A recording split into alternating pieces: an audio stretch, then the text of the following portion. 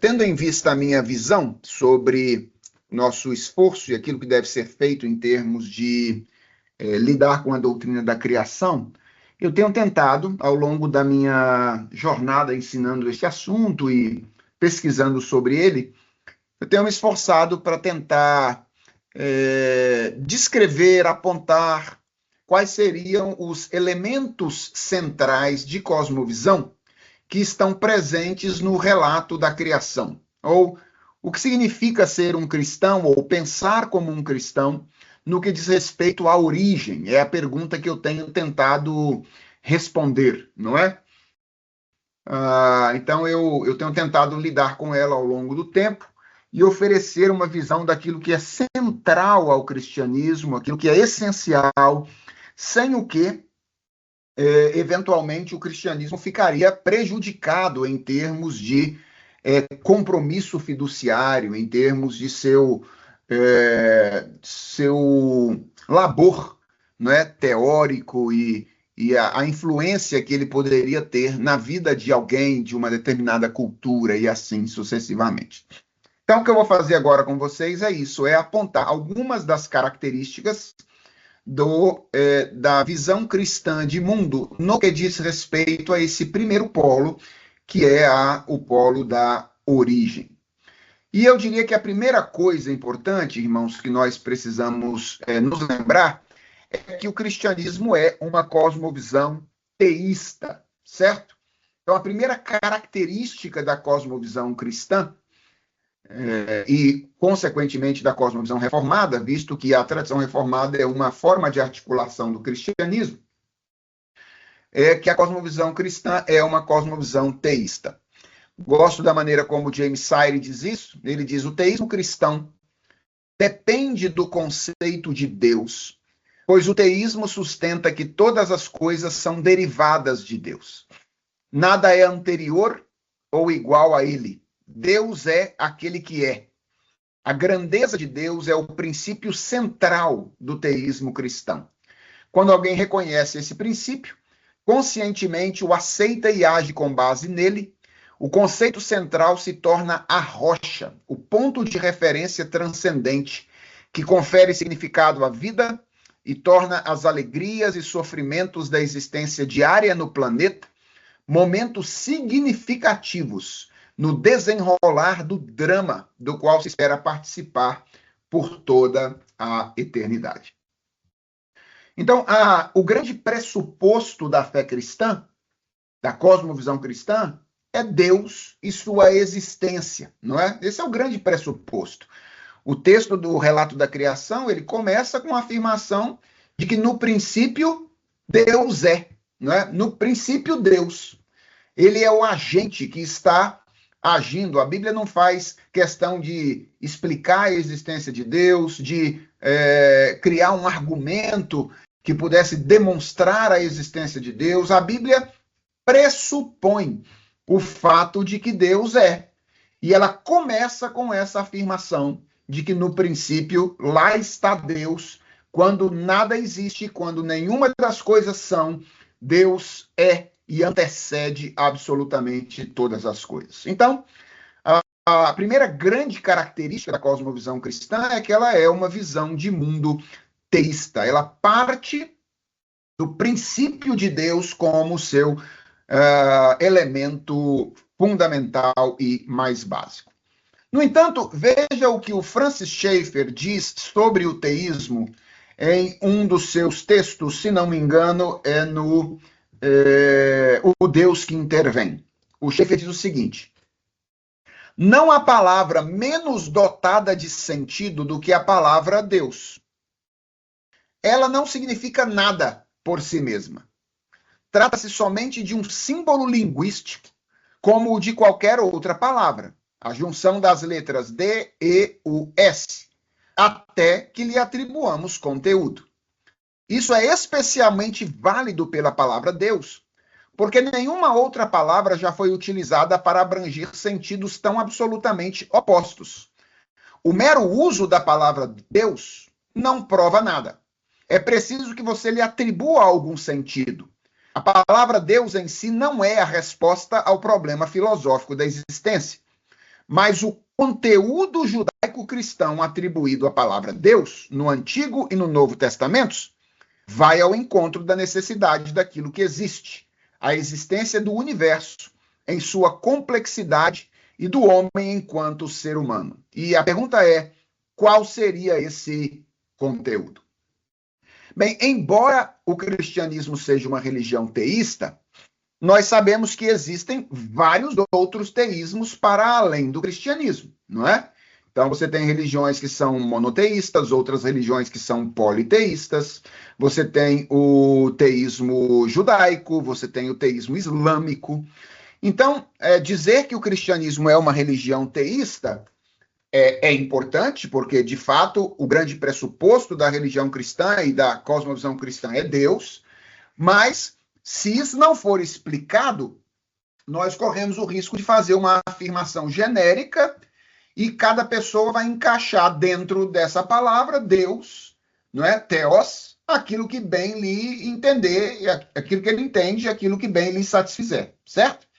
Então, é preciso dizer que Deus é esse que os cristãos afirmam. Não basta apenas dizer os cristãos afirmam a existência de Deus, ou eles partem do princípio de que Deus é.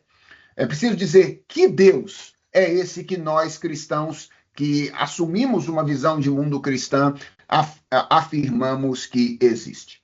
E aqui agora eu vou trabalhar com duas características que são apontadas pelo Dr. John Frame, tanto na obra A Doutrina de Deus, quanto na obra A Doutrina do Conhecimento de Deus.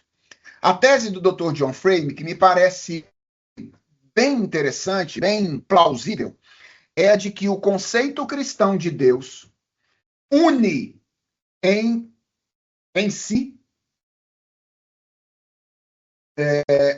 características que em outros conceitos de Deus aparecem separadas.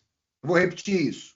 A tese do Dr. John Frame é que em dois pares de conceitos, ou em dois aspectos, o conceito cristão de Deus une elementos que em outras definições aparecem separados. Então vamos lá. Quais seriam os dois primeiros elementos unidos neste conceito cristão de Deus? Os dois primeiros elementos seriam a asteidade e a personalidade.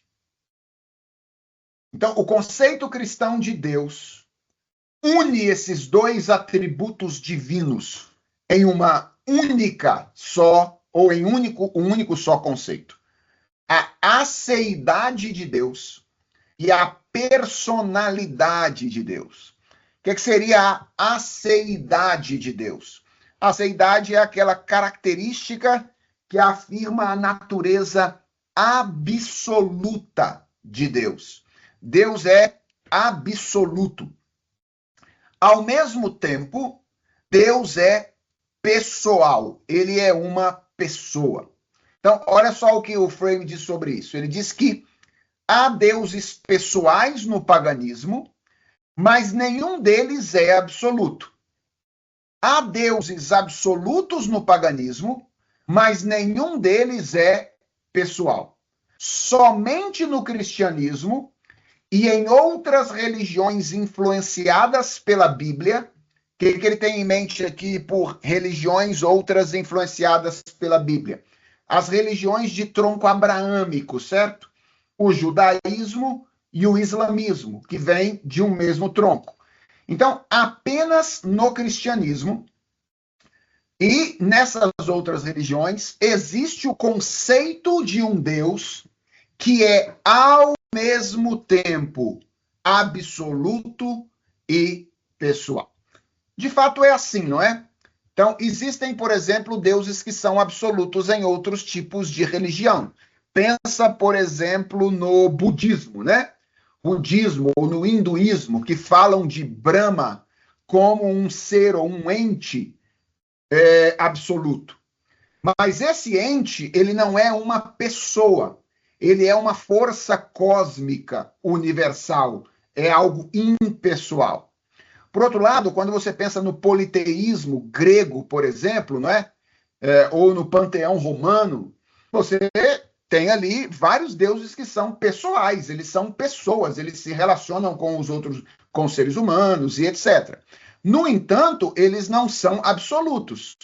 Eles são versões aprimoradas dos seres humanos, mas eles têm a mesma sujeição às falhas, às fraquezas e algumas limitações que o ser humano possui.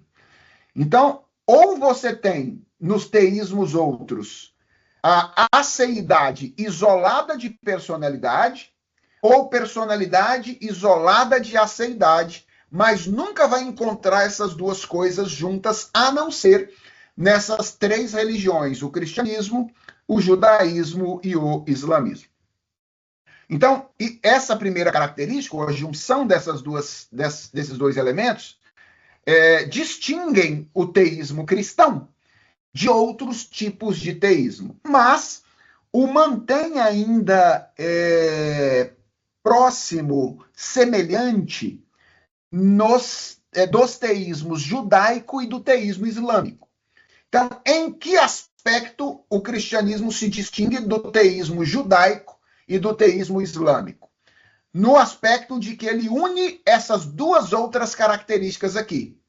As características da unidade e da multiplicidade. Então, tanto no judaísmo quanto no islamismo, Deus é apenas uno. Tanto o judaísmo quanto o islamismo são religiões unitarianas. O cristianismo é uma religião na qual a ideia de unidade e a ideia de multiplicidade se encontram no conceito de Deus. E é óbvio que nós estamos falando aqui, eu estou usando o Francis Schaeffer agora, do dogma da Santíssima Trindade, não é? Estou falando aqui, obviamente, da doutrina da Trindade, que é uma doutrina central no cristianismo, porque o distingue de todos os outros teísmos que nós podemos eventualmente imaginar. Então, o Schaeffer diz: os nossos antepassados cristãos já compreendiam isso muito bem em 325 a.C., ao destacar as três pessoas na Trindade, como a Bíblia ensina com tanta clareza. Note-se que eles não inventaram a Trindade para dar uma resposta às questões filosóficas da época que os gregos pudessem entender. Ao contrário, o problema da unidade e diversidade estava ali. E os cristãos perceberam que na Trindade, de acordo com o ensinamento da Bíblia, eles tinham uma explicação que ninguém tinha dado antes. Eles se deram conta de que na Trindade nós temos tudo sobre o que não havia explicação. Notemos mais uma vez que esta não é a melhor resposta, é a única resposta. Ninguém mais, nenhuma outra filosofia jamais foi capaz de oferecer resposta para a unidade na diversidade. A única resposta para o problema metafísico da existência é que o Deus infinito pessoal existe. E a única resposta para o problema metafísico da existência é que a Trindade existe. Irmãos, não há como superestimar qualquer tentativa nossa aqui ainda ficar aquém da importância da doutrina da Trindade para a fé cristã e para a resolução deste problema, porque esse é um problema que a filosofia lida com ele, o pensamento humano lida com ele, desde que ele nasceu em sua versão ocidental filosófica. O problema da tensão entre unidade e multiplicidade. Deixa eu lembrar para vocês como é que nasce a filosofia. A filosofia nasce com uma discussão de natureza cosmológica em torno do arqué. Lembra dos filósofos pré-socráticos? O que os filósofos pré-socráticos discutiam? O arqué. de onde vem a nossa palavra arqueologia. Então, arqué tem a ver com princípio. Qual é o princípio fundamental da realidade? Essa é a pergunta básica com a qual estão lidando os filósofos pré-socráticos. É uma busca religiosa.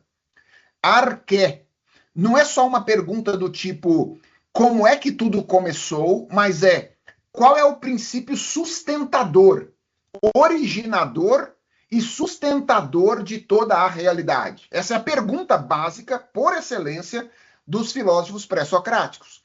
E aí você vai ter uma montoeira deles lá que vão dizer Tales de Mileto é a água, Anaximandro é o fogo, Anaxímenes, Anaximandro é o Apeiron. Eles vão dizendo, né, cada um deles, qual seria esse arquéu, esse elemento sustentador da realidade. E há um debate muito interessante nesse período da filosofia pré-socrática, que é o debate entre Heráclito e Parmênides. Vocês certamente se lembram disso, né? Parmênides é aquele filósofo da unidade. A frase mais conhecida de Parmênides é: o ser é, o não ser não é. O que Parmênides está querendo dizer com isso? Que tudo que existe na ontologia da realidade é a unidade. Toda pluralidade, toda mudança é ilusória. Só existe unidade. Heráclito, do outro lado, vai ser aquele filósofo que vai dizer que ninguém pode entrar no mesmo rio duas vezes. Porque quando você entra no rio a segunda vez, você já não é o mesmo, nem o rio no qual você entrou já é o mesmo, porque tudo que existe, na verdade, é o fluxo, é o movimento, ou é a mudança. Então, na verdade, para Heráclito, a realidade é múltipla. E o que a gente tem é uma ilusão de unidade, certo? Então, veja, esse debate é um debate que começa na filosofia grega desde o seu começo. Essa pergunta sobre qual é a natureza do real. A realidade é una ou a realidade é múltipla? E os grandes filósofos gregos, Platão, Aristóteles, eles nada mais do que tentarão oferecer uma síntese entre essas coisas. Pensa em Platão. Por que Platão elabora o seu sistema dualista e divide o mundo entre o mundo sensível e o mundo das ideias? Ora, porque ele está tentando promover uma síntese entre Heráclito e Parmênides. Ele está dizendo, Heráclito tem razão. Na nossa experiência do mundo, nós temos experiência de multiplicidade, nós temos experiência de pluralidade, nós temos experiência de coisas particulares, particularidade. Só que Heráclito estava falando do mundo sensível. Isso é o que a gente experimenta com os nossos sentidos, quando a gente experimenta a realidade. Parmênides também estava certo, diria Platão. A gente tem experiência de unidade, a gente tem experiência de algo que é fixo, duradouro, que não muda. A gente tem a experiência de coisas que são universais e não de coisas que são apenas particulares. Mas Platão não estava falando do mundo sensível. Ele estava falando do mundo das ideias, ou do mundo do eidos, do mundo das essências. Por favor, não compare mundo das ideias em Platão com imaginação, certo? Na verdade, o mundo das ideias, segundo Platão, é mais real do que o mundo sensível. É o mundo do raciocínio, é o mundo do intelecto, é o mundo da lógica, é o mundo da razão. Então, vejam só, irmãos, qual é meu ponto aqui? Por que eu estou mencionando isso para vocês? Para ilustrar como essa questão da tensão entre a unidade e a diversidade, ou a unidade e a pluralidade, está presente no pensamento humano desde a sua origem. E isso nunca se resolveu, certo? Nunca se resolveu. Olha, vários conceitos que a gente já usou aqui. Por exemplo, na aula passada, nós falamos de objetividade e subjetividade. Pensa, por exemplo, em termos éticos, nesse ponto particular. Então, a ética objetiva, a ética subjetiva. Então, se você está falando de ética objetiva, você está falando de uma única ética, é unidade. Se você está falando de ética subjetiva, você está falando de tantas éticas quantos sujeitos existem no mundo. Isso é pluralidade, ou isso é multiplicidade. Perceba, a humanidade está, ao longo de sua história, tentando encontrar uma saída para conectar essas duas coisas. Unidade de um lado, multiplicidade de outro lado. O que o Schaeffer está dizendo para nós é que o único jeito de fazer isso é a partir da cosmovisão cristã. Porque a cosmovisão cristã, ela parte do princípio de que existe um Deus que é, ao mesmo tempo, uno e múltiplo. E é isso que explica o fato de que, em nossa experiência da realidade, nós experimentamos tanto unidade quanto multiplicidade. Isso aqui, irmãos, vejam só, vai ter implicações de natureza epistemológica, de natureza ética, de natureza política. Tudo isso, todos esses aspectos da realidade serão tocados pela nossa crença em Deus. Então, pense, por exemplo, nas nossas relações enquanto grupo de pessoas. O cristianismo não pode ser exclusivista no nível em que são, por exemplo, as seitas unitarianas. Ele não pode ser exclusivista a esse ponto. Ao mesmo tempo, ele não pode ser inclusivista como são os movimentos pluralistas, que dizem que não existe nenhum limite para que você faça parte desse movimento. O cristianismo, ele precisa ser, ao mesmo tempo, inclusivo e exclusivo, porque ele é a afirmação da existência de um Deus que é, ao mesmo tempo, uno e múltiplo. Agora você fala assim, não, mas isso aí você está falando é um negócio meio distante. Que distante o quê? Olha só.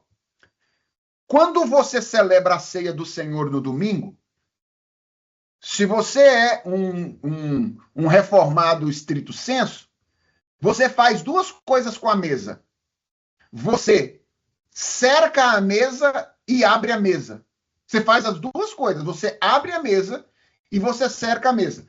Por que você abre a mesa? Porque você crê que o cristianismo é múltiplo.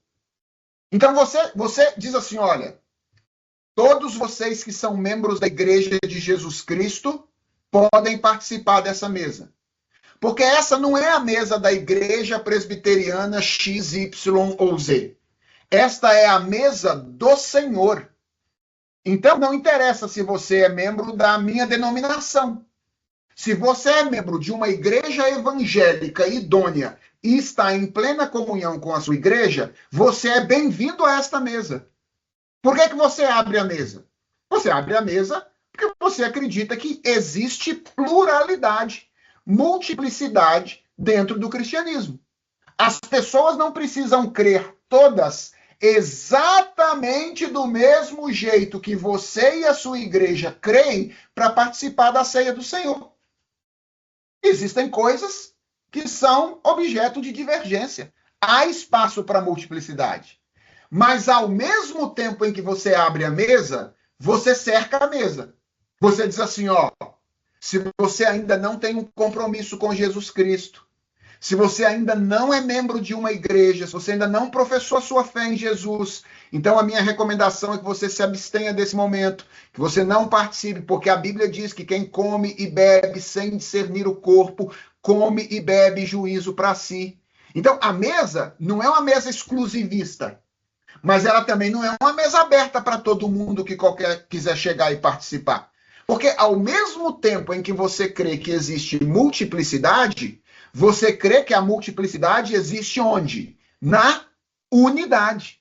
Existe um determinado corpo de crenças que é fundamental, que se alguém não tiver comprometido com esse corpo de crenças, ele não pode participar dele.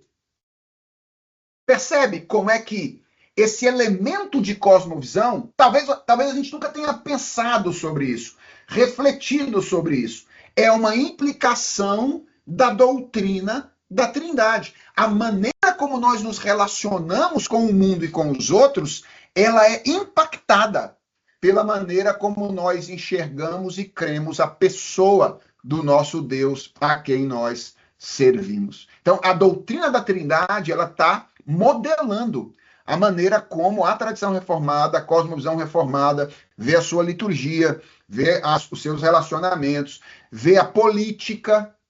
Por que que em nações cristãs existe espaço para tolerância? Enquanto em nações muçulmanas o espaço para tolerância é muito menor. Ora, porque os muçulmanos, eles tendem a uma visão de unidade exclusivamente. Não há espaço para multiplicidade. Se você não pensa como eu penso, você possivelmente tem o direito de deixar de existir. Nações cristãs não são assim. As nações cristãs têm espaço para a tolerância. E veja só, e se elas não tiverem espaço para a tolerância, se o cristianismo, se você estiver lidando com um cristão não tolerante, um cristão intolerante, você tem fundamento na sua fé, na fé cristã, para adverti-lo quanto à maneira como ele está agindo. E esse primeiro fundamento é exatamente o seu próprio conceito de Deus. Então, Deus é, ao mesmo tempo, uno e múltiplo. Então, o teísmo cristão, eu diria, é um teísmo trinitário. Então, é importante dizer isso, né? Que nós não estamos falando apenas de qualquer teísmo. Nós estamos falando de um teísmo trinitário cristão. Então, a cosmovisão cristã é, em primeiro lugar, teísta.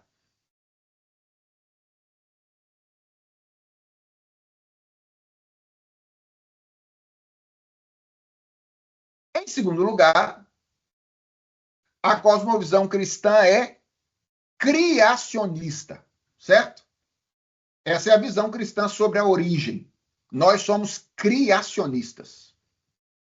Nós partimos do pressuposto, a cosmovisão cristã parte do pressuposto de que este Deus triuno, absoluto e pessoal, uno e múltiplo, criou toda a realidade na qual nós existimos. Então, a crença cristã sobre a realidade é a de que ela é o produto livre e intencional da vontade de um Deus que é, ao mesmo tempo, absoluto e pessoal, uno e múltiplo. Vou repetir isso para quem quiser anotar. O pressuposto cristão sobre a natureza da realidade é de que ela é o produto livre e intencional de um Deus que é, ao mesmo tempo, absoluto e pessoal, uno e múltiplo. Isso é o que nós cremos sobre a realidade. Dr. Gerhard van Groningen, no primeiro volume da sua Criação e Consumação, diz que a majestade da declaração de abertura é sustentada pelo seu caráter abrangente. Declaração de abertura ali é: no princípio criou Deus os céus e a terra. É Gênesis 1:1, certo? A majestade dessa declaração é sustentada pelo seu caráter abrangente. A declaração coloca Deus no ponto focal. É a soberana atividade criadora dele que é indicada. O cosmos, incluindo tempo, espaço e todos os outros aspectos que o formam, é colocado ante o leitor de uma maneira muito profunda e extensiva, contudo simples. Então, eu estou apenas chamando a atenção aqui para a abrangência desse ato criador, e eu vou enfatizar isso daqui a pouco de maneira mais específica, certo? Então, além de ser teísta, trinitária, a cosmovisão cristã é criacionista.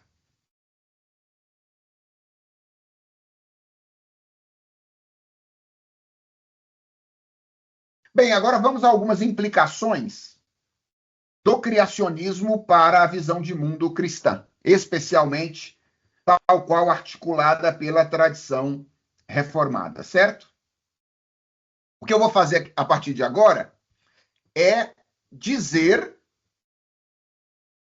ou mencionar algumas coisas que vêm a reboque da afirmação de que o cristianismo é uma religião ou uma visão de mundo teísta, trinitária e criacionista. Algumas implicações disso, certo? Isso é mais importante para mim do que esse movimento que eu fiz até agora. Porque, eventualmente, se você chegar na sua igreja e perguntar quantos aqui acreditam que existe um Deus, todo mundo vai levantar a mão e dizer que acredita.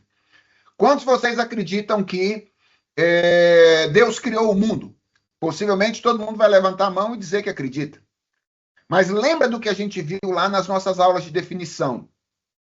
A pergunta fundamental não é... A pergunta fundamental sobre a minha cosmovisão não é aquilo que eu digo que acredito. A pergunta fundamental é como eu vivo. Né? Ou seja, se a maneira como eu vivo é uma expressão ou uma encarnação daquilo que eu digo crer ou acreditar. Então, a maioria dos cristãos, se perguntada a maioria, né? Se perguntada, vocês creem que existe um Deus que é uno e múltiplo, absoluto e pessoal, que criou todas as coisas? Todo mundo vai dizer sim. Agora a pergunta é, quais são as implicações disso, né? O que vem a reboque disso quando nós afirmamos esta convicção a respeito da cosmovisão cristã? Então, uma primeira implicação disso é que a cosmovisão cristã ela é realista, certo? Realista.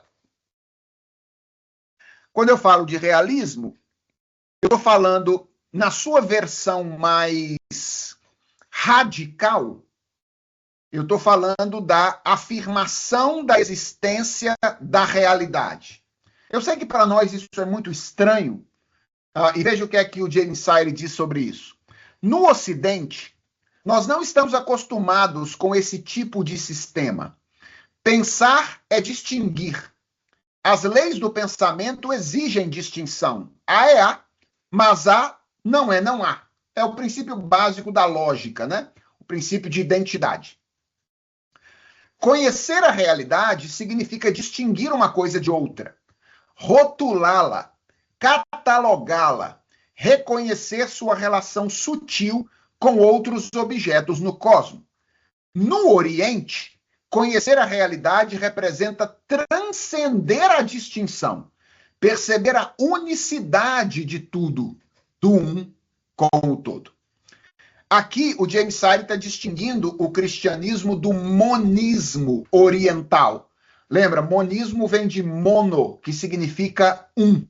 E o monismo é uma visão da realidade que nega a existência das distinções que existem no real.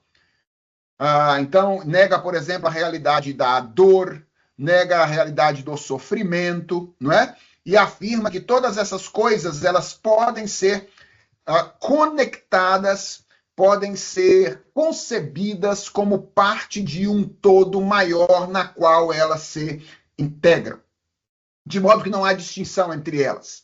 Então, determinados ramos do hinduísmo, do budismo, de filosofia oriental, são monistas nesse sentido. À luz da perspectiva cristã, o monismo não faz sentido, porque o cristianismo trabalha com a distinção criatura-criador. Então, existe o criador, existe a criatura, eles são de naturezas distintas, e a realidade existe distinguidamente do Criador, certo? O Criador não é uma parte da realidade, ele não está inserida nela. Como a realidade não é uma parte do Criador, ela não é divina, como acontece em religiões animistas ou panteístas. Existe o Criador e existe a criatura.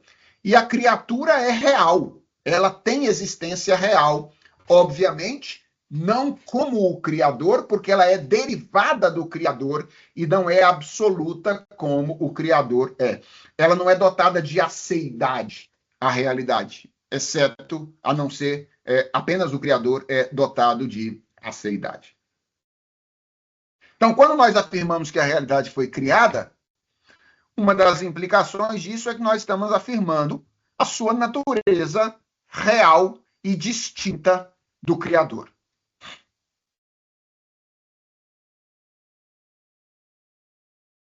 Na sua versão mais radical, é isso que significa, né? Na sua versão mais soft, existe aquilo que nós chamaríamos de antirrealismo, que é a tendência que se opõe à mentalidade realista, que é a mentalidade que eu mencionei na aula passada, que afirma que, ok, a realidade existe, mas ela é vazia de significado e de sentido. O cristianismo, ele é realista também no sentido de que ele crê na existência de um significado que acompanha a existência da realidade. Então, ele não é realista apenas no sentido de dizer que as coisas existem, mas elas existem com sentido prévio ou com sentido anterior à nossa experiência da realidade.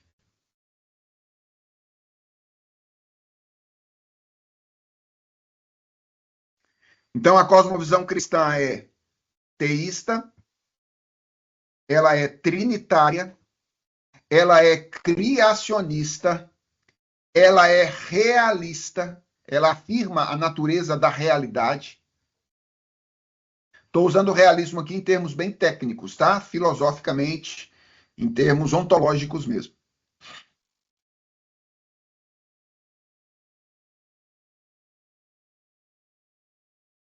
Em terceiro lugar, terceiro não, né? Já é o quinto lugar, contando a minha ordem aqui. Mas lembra que a partir do criacionismo eu estou apontando mais implicações, né? Essa é a ordem aqui.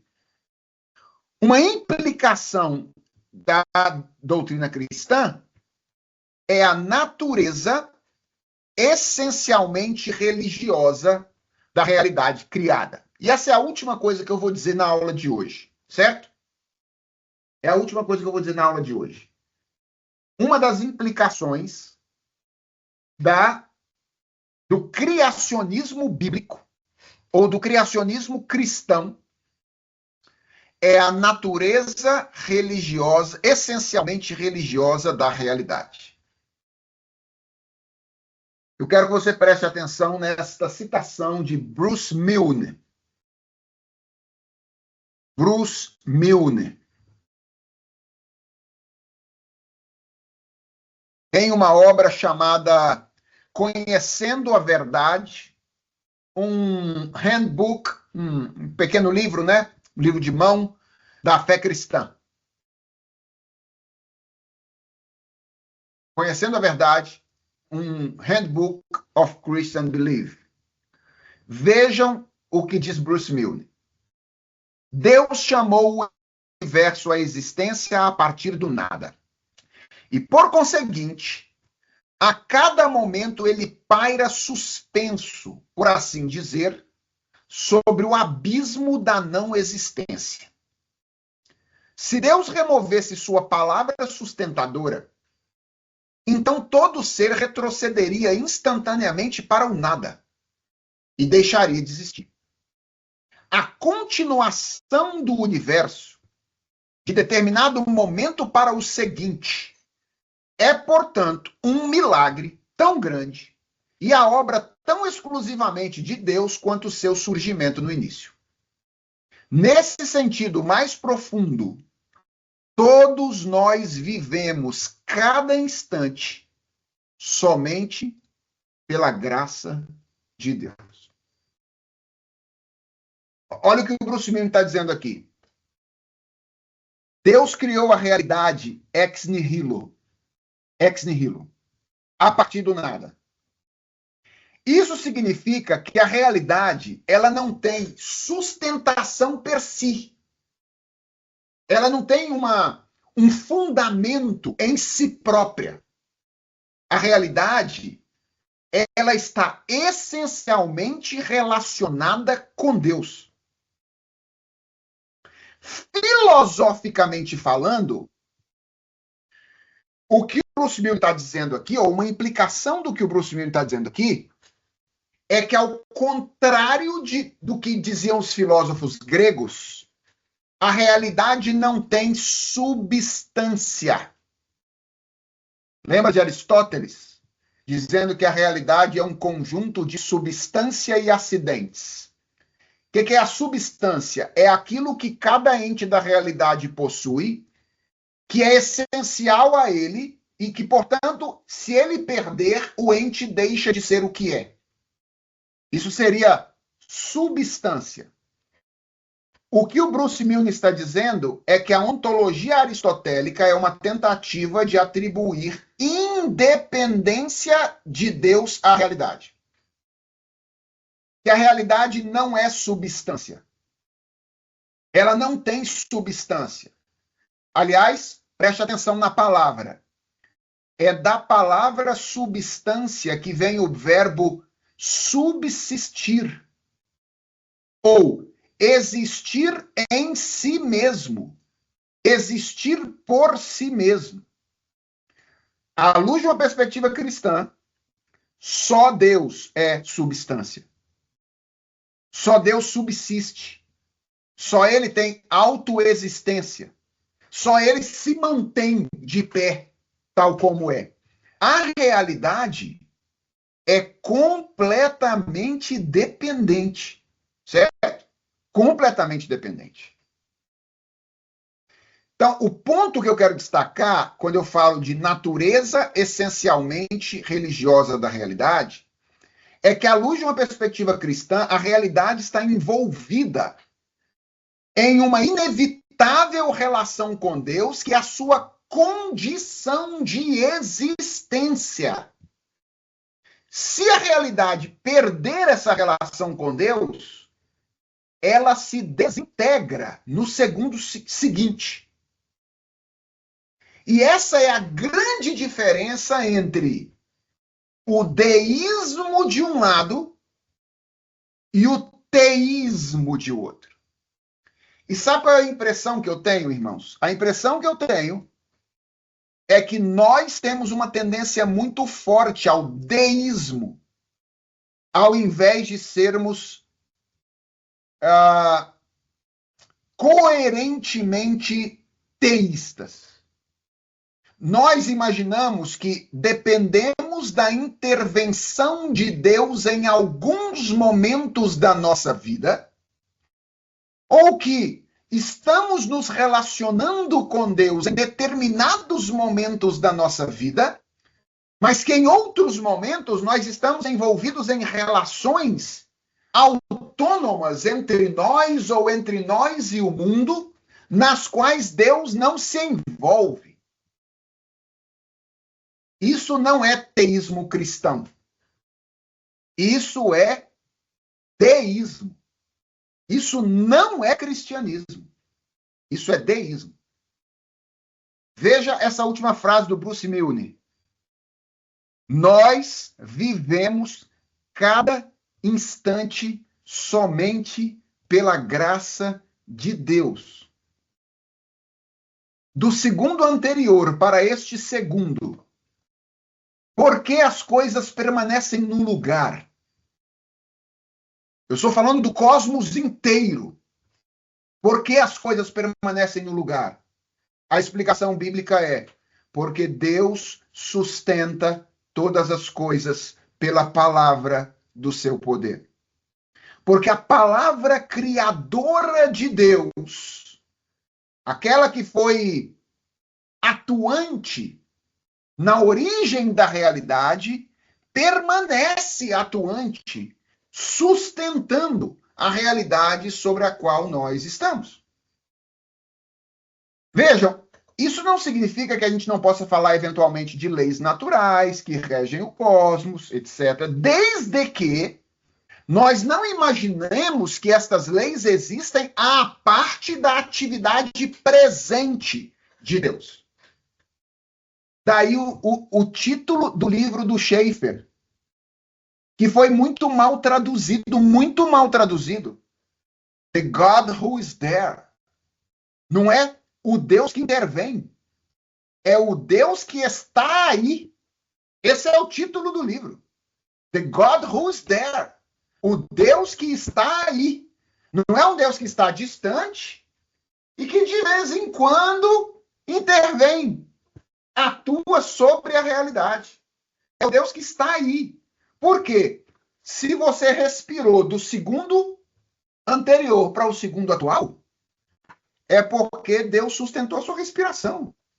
Se a Terra permaneceu dando a sua volta em torno de si mesma, e em torno do Sol, do segundo passado para o segundo presente, é porque a palavra de Deus está em atuação.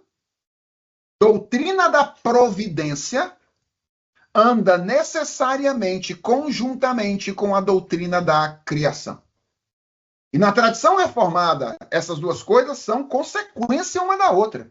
Porque Deus criou, ele sustenta e mantém todas as coisas. Então, à luz de uma perspectiva cristã, a realidade é essencialmente religiosa. E quando eu falo de religiosa, eu estou me referindo à relação criatura-criador, certo? Ou seja, existe uma relação entre criador e criatura, que é a causa última de tudo que é. E essa relação é uma via de mão dupla. É uma via de mão dupla. De um lado, você tem providência. Deus sustentando esta realidade. De outro lado, você tem revelação. A realidade está o tempo inteiro revelando o Criador. Veja o que Calvino diz sobre isso. Para onde quer que lancemos os olhos, não há uma pequenina parte do mundo na qual não irrompam ao menos algumas centelhas de sua glória. Não podemos, contudo, contemplar de uma só vez tão ampla e bela obra que de forma vasta se mostra, sem que sejamos completamente cobertos por um imenso fulgor. Olha o que Calvino está dizendo. Nós vivemos em uma realidade em que nós estamos imersos em proclamações cotidianas a respeito da grandeza e da glória de Deus em cada momento da nossa vida, em cada contato que nós temos com a realidade. Pensem, irmãos, na implicação disso para o nosso modo de viver. O que Calvino está dizendo é que a vida no mundo é uma vida doxológica. Nós imaginamos que nós estamos diante da face de Deus, diante da palavra de Deus, quando nós vamos para a igreja e nos assentamos no culto para ouvir um sermão. O que Calvino está dizendo é que nós estamos rodeados pela palavra de Deus 24 horas por dia. Como seres criados para contemplar a sua grandeza, para nos maravilharmos com o mundo que é o teatro da glória de Deus e para conduzir o mundo a glorificar a Deus na medida das nossas atividades. Veja só, eu vou dar só um exemplo simplista. Pensa na maneira como isso tem a ver com a nossa alimentação.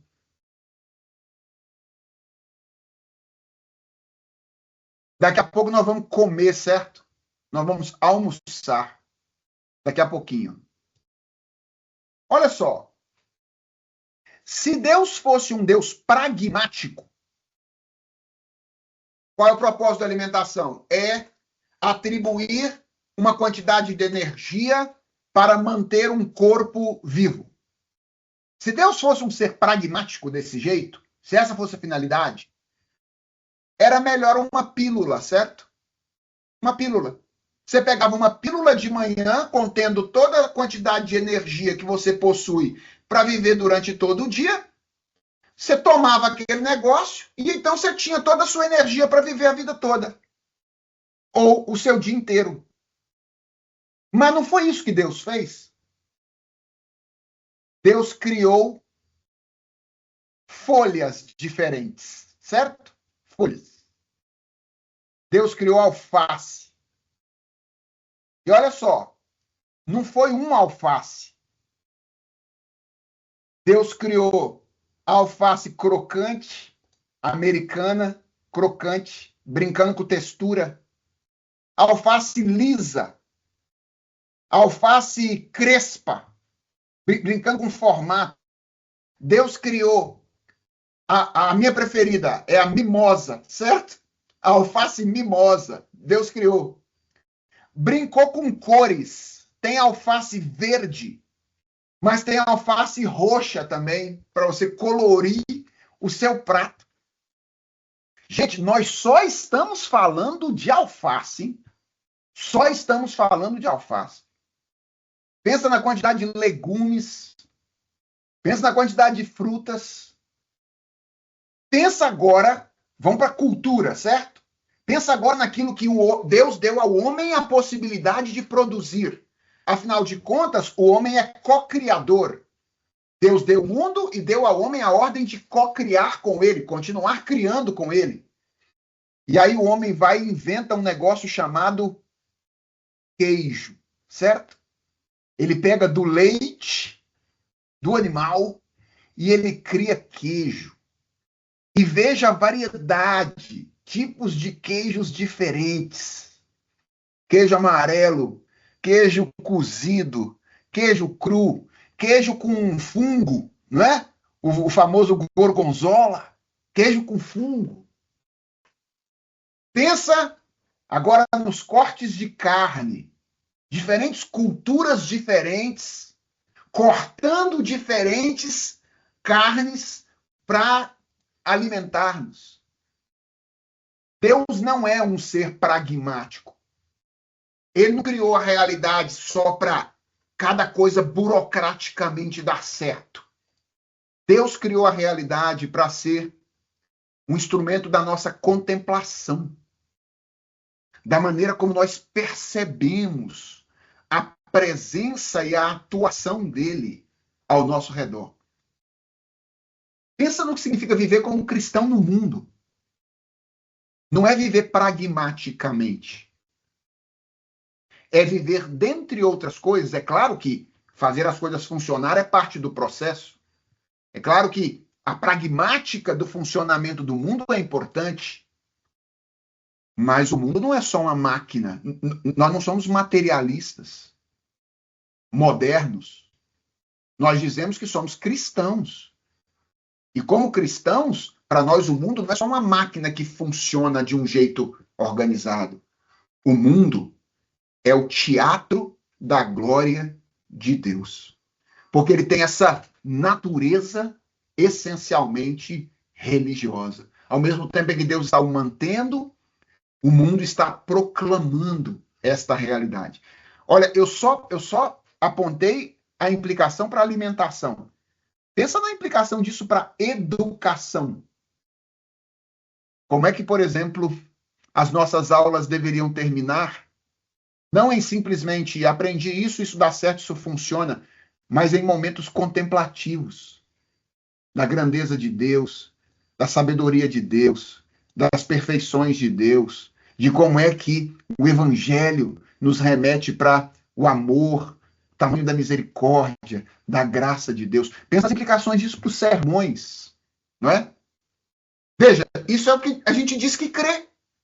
A gente diz, eu acredito que Deus criou o mundo. E não percebe que essa afirmação está trazendo a reboque tudo isso. Se você acredita que Deus criou o mundo ex nihilo, a partir do nada, o que você está dizendo é isso aí, ó. É que o mundo tem uma natureza essencialmente religiosa. Não há nada no mundo que não esteja relacionado de alguma forma com o Criador.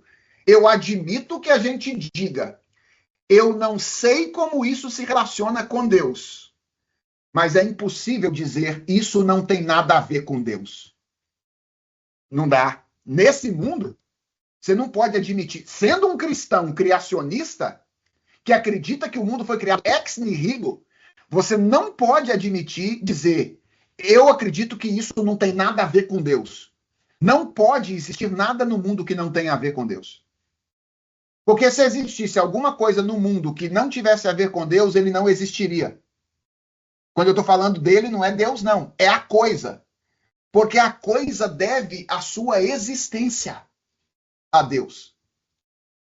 Então eu posso dizer, eu não sei como é que isso se relaciona com Deus, mas eu não posso dizer isso não tem nada a ver com ele. Se eu levar a sério a minha afirmação criacionista.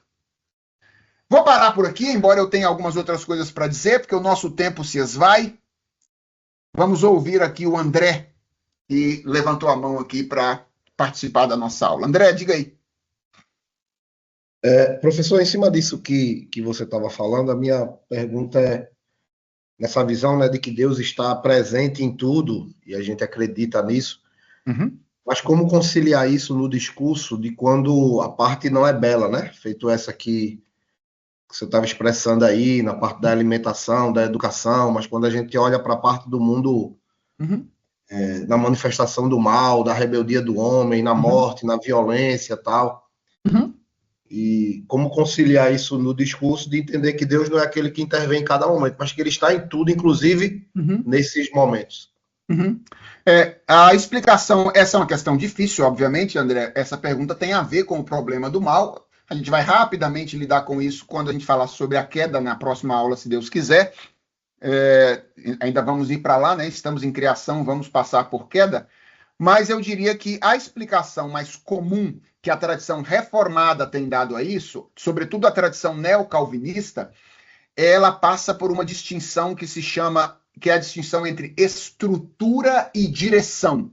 Está lá no livro do Albert Wolters, essa distinção, estrutura e direção. Ela é dependente da explicação agostiniana de que o mal não é um ente distinto, completamente distinto do bem, mas o mal seria a distorção do bem. Nesse sentido, até para que o mal exista, estruturalmente falando, o bem é necessário. Então, obviamente que Deus não estaria presente na direção má que é dada para a sua realidade criada, mas o mal nada mais seria do que o redirecionamento egocêntrico da realidade criada por Deus. Então, continua tendo coisas que são essencialmente boas, mas elas são usadas para a negação e a rejeição de Deus e a autoafirmação humana. Então, vou te dar um exemplo. Uma má arte, embora não glorifique a Deus, continua sendo arte porque ela está fundamentada nos elementos estruturais que Deus criou. Então, uma música pode ser ruim, mas ela vai depender dos tons, das notas, do ritmo, da matemática, que são coisas que Deus estabeleceu. O que torna essas coisas ruins, a música ruim, não é o uso dessas coisas boas, mas é a direção que o artista atribui ao uso dessas coisas. Essa tem sido a explicação mais comum dentro da tradição reformada para o problema do mal. Certo? Obrigado, professor. Disponha. Mais alguma questão, irmãos, que vocês gostariam de levantar? Nenhuma? Ok. Então acho que temos tempo para refletir, né? Ou é vontade de comer alface? Tá todo mundo com vontade de comer alface, não é isso? Então vamos comer alface. Nos vemos na semana que vem para a continuação desta aula, se Deus quiser. Tá bom? Fiquem com Deus. Nos vemos lá. Forte abraço. Tchau, tchau. Um abraço. Aí na aula presencial tem que ter um abraço, professor, para a gente contemplar a glória do Criador. É isso aí, ó, coisa boa.